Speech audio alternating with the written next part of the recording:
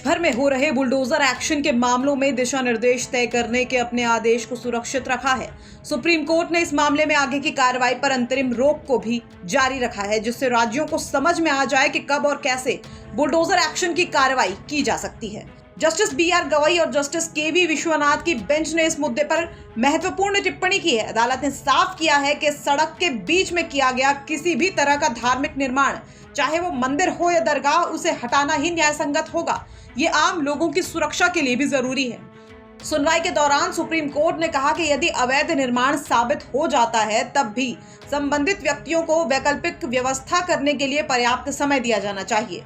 ये नहीं हो सकता है कि महिलाएं और बच्चे सड़कों पर आ जाएं। कोर्ट ने राज्यों को नोटिस देने के लिए रजिस्टर्ड पोस्ट का इस्तेमाल करने का सुझाव दिया है, बजाय इसके कि संपत्ति पर केवल नोटिस चिपकाया जाए। सुप्रीम कोर्ट ने यह भी साफ किया है कि नोटिस संपत्ति के मालिक या उस संपत्ति से रिलेटेड स्टेक होल्डर को ही दिया जाना चाहिए। सुप्रीम कोर्ट ने सॉलिसिटर जनरल तुषार मेहता से पूछा कि क्या किसी व्यक्ति के अपराध में दोषी ठहराए जाने के आधार पर उसके घर पर बुलडोजर चलाया जा सकता है। इस पर तुषार मेहता ने साफ साफ कहा कि ऐसा नहीं किया जा सकता, चाहे मामला हत्या, रेप या आतंकवाद का ही क्यों ना हो।